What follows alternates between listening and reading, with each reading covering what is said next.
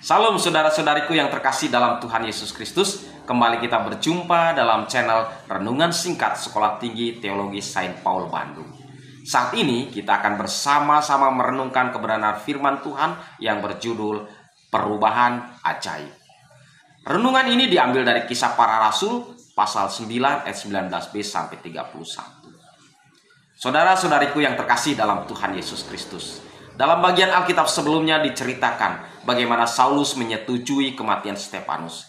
Bahkan dilanjutkan dengan penganiayaan terhadap jemaat Tuhan, lalu memasukkan jemaat Tuhan ke dalam penjara dan berusaha membinasakan semua jemaat Tuhan. Tibalah suatu waktu dalam satu perjalanan, Saulus dan teman-temannya menuju ke Damsyik dengan tujuan membinasakan jemaat Tuhan. Bahkan dengan membawa surat sakti dari imam besar untuk mempermudah niatnya terhadap jemaat Tuhan.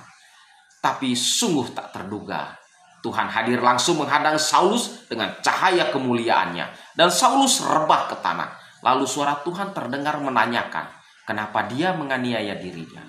Lalu Saulus bertanya, siapa engkau? Dan dijawab, bahwa akulah Yesus yang dianiaya oleh engkau Saulus.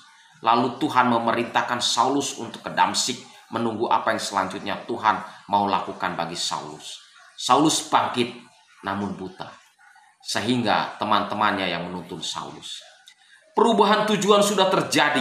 Yang tadinya akan membinasakan jemaat Tuhan, sekarang ditangkap Tuhan untuk melakukan pekerjaan Tuhan. Setelah Saulus ada di Damsyik dan dalam keadaan buta, diutuslah Ananias oleh Tuhan untuk mendoakan dan menyembuhkan Saulus. Dan akhirnya sembuhlah Saulus dan dibaptiskan. Maka dipilihlah Saulus oleh Tuhan. Dan mari kita baca kisah selanjutnya. Saulus tinggal beberapa hari bersama-sama dengan murid-murid di Damsyik. Ketika itu juga ia memberitakan Yesus di rumah-rumah ibadat dan mengatakan bahwa Yesus adalah anak Allah. Semua orang yang mendengar hal itu heran dan berkata, bukankah dia ini yang di Yerusalem mau membinasakan barang siapa yang memanggil nama Yesus ini? Dan bukankah ia datang ke sini dengan maksud untuk menangkap dan membawa mereka ke hadapan imam-imam kepala? Lihat, perubahan ajaib dinyatakan dan membuat dunia heran. Lihatlah, pekerjaan Tuhan sudah berjalan. Ada perubahan besar yang terjadi. Bahkan dapat dikatakan suatu keajaiban. Bagaimana Saulus diubahkan 180 derajat. Yang dahulu membenci Yesus, sekarang justru memberitakan dan menyanjungnya. Demikianlah saat kita diubahkan. Lingkungan sekitar kita pasti akan terheran-heran. Bukankah dia yang dulu seperti itu? Bukankah dia yang dulu berbuat itu? Bukankah dia yang dulu berpikir seperti itu? Bukankah dan bukankah terus yang akan dilontarkan dari orang sekitar kita melihat perubahan dalam hidup kita? Ayat selanjutnya, akan tetapi Saulus semakin besar pengaruhnya dan ia membingungkan orang-orang Yahudi yang tinggal di Damsyik karena ia membuktikan bahwa Yesus adalah Mesias. Dampak yang besar dan luar biasa terjadi karena perubahan hidup dari Saulus. Dan ini membuat orang terheran-heran, kebingungan, melongo, tidak percaya. Benarkah yang terjadi ini? Ataukah hanya mimpi? Demikianlah perubahan yang Tuhan buat itu tidak masuk akal pikiran manusia. Penuh dengan keajaiban.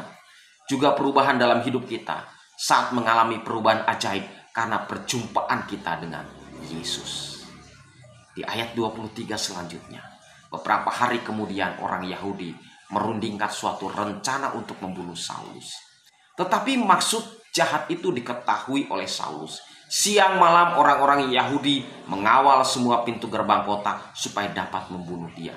Sungguh pun demikian, pada suatu malam murid-muridnya mengambilnya dan menurunkannya dari atas tembok kota dalam sebuah keranjang. Ternyata perubahan ajaib itu tidak mulus jalannya. Ada hambatan dalam mengalami perubahan. Dan si jahat tidak akan pernah berhenti bekerja untuk menghalangi perubahan ajaib ini. Perubahan dari jahat menjadi benar.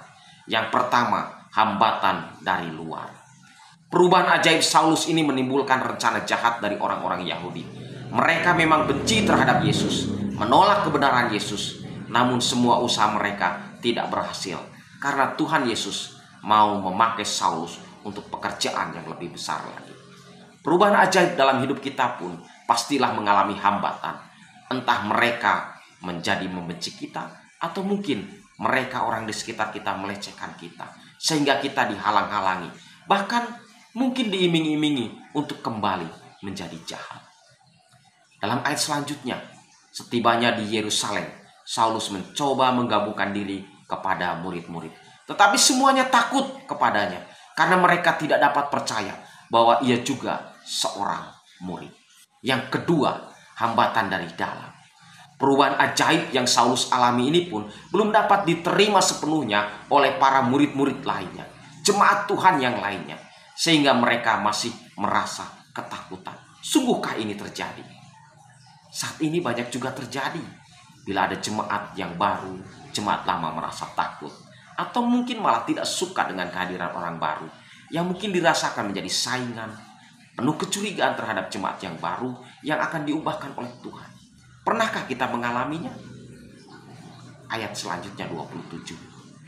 Tetapi Barnabas menerima dia dan membawanya kepada rasul-rasul dan menceritakan kepada mereka bagaimana Saulus melihat Tuhan di tengah jalan dan bahwa Tuhan berbicara dengan dia dan bagaimana keberaniannya mengajar di Damsyik dalam nama Yesus. Penolong selalu ada.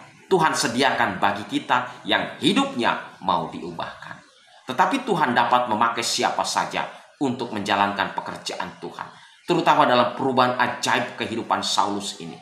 Dipakainya Barnabas yang menjamin Saulus di antara jemaat Tuhan yang lain. Sungguh luar biasa pekerjaan Tuhan. Akan selalu ada orang-orang benar yang mendukung bagi orang-orang yang mau mengalami perubahan ajaib dalam Yesus. Percayalah, Tuhan telah siapkan segala sesuatunya bagi kita yang mau mengalami perubahan ajaib seperti Saulus.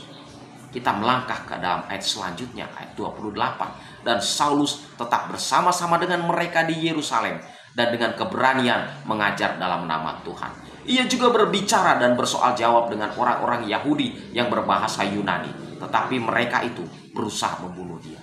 Akan tetapi setelah hal itu diketahui oleh saudara-saudara anggota jemaat, mereka membawa dia ke Kaisaria dan dari situ membantu dia ke Tarsus. Pada akhirnya kesatuan terjadi dalam jemaat Tuhan, saling bahu-membahu dalam melaksanakan pekerjaan Tuhan, sehingga mereka saling mendukung, saling melindungi, dan pastilah saling membantu di dalam melakukan pekerjaan Tuhan bersama-sama. Bagian yang terakhir ayat 31. Selama beberapa waktu jemaat di seluruh Yudea, Galilea, dan Samaria berada dalam keadaan damai. Jemaat itu dibangun dan hidup dalam takut akan Tuhan. Jumlahnya makin bertambah besar oleh pertolongan dan penghiburan Roh Kudus. Sebagai bagian akhir dari renungan ini, bahwa hasil dari perubahan ajaib yang dialami oleh Saulus, demikian juga perubahan ajaib yang dialami oleh kita sebagai jemaat Tuhan, pastilah akan adanya satu, kedamaian. Dua, sikap takut akan Tuhan. Dan yang ketiga, terbukti dengan adanya pertambahan jumlah jemaat Tuhan. Mari, saudara-saudariku yang terkasih dalam Tuhan Yesus, alami perubahan ajaib dalam Yesus. Dan lihatlah karya Roh Kudus dalam kehidupan kita sebagai jemaat Tuhan yang sungguh mau diubahkan. Amin. Tuhan Yesus memberkati kita semua.